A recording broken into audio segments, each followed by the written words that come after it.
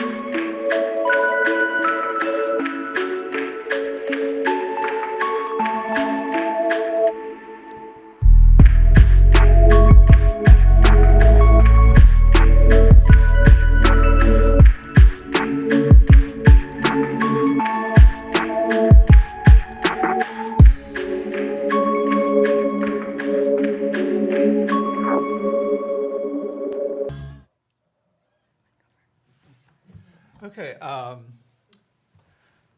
there were images and music here, sounds here, and they are mediated in different ways and have different kinds of relationship with what we just saw and heard.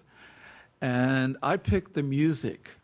I didn't pick something that was in some sense about the war in Vietnam or what happened in Vietnam. I picked music that was mediated and experienced by the soldiers. That from the accounts of what we hear, what soldiers have written about how they spent their time in Vietnam, an awful lot of their time was spent with a new technology, the cassette player, and one of the most popular things that they listened to were the Rolling Stones. And so that's why I picked that there's mediation here that is in some sense not about the content, but about the who and the where and the when of music in the Vietnam War by the people who were in Vietnam. I picked the images.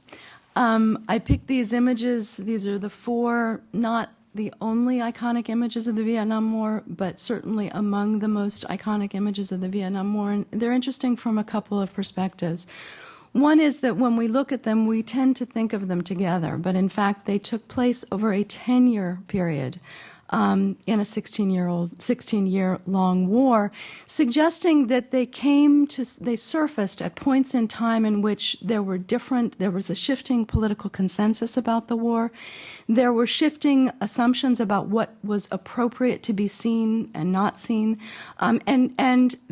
Each of these four images did not appear with any degree of consensus among those who needed to negotiate whether or not they were going to actually mediate the record. In fact, discussions between the photographers, the news executives, politicians, the people who actually viewed these images were rather strident. And the decisions about what to show took place on the back of what had come before. So that when you look at the image of the Buddhist monk that takes place, that appears in 1963, versus the My Lai massacre that takes place in 1968, there's a tremendous kind of pushback on what had come earlier. A second point is that as we become, at least in this country, more consensual in our opposition to the war from 1963 all the way to 1972, during which these photos were taken, as we become more consensual that the war deserved opposition, the images actually move in the opposite direction, so that the first three pictures, the Buddhist monk, the shooting by General Lone of the suspected Viet Cong, and the My Lai massacre, are all pictures about death. They are all pictures in which we know that the people depicted actually die. And these were tremendously debated. The one picture that was not as tremendously debated was that of what's typically called the Napalm Girl, the child running from a napalmed village between Saigon and Hanoi. And I mention that because that particular picture becomes a story of recovery.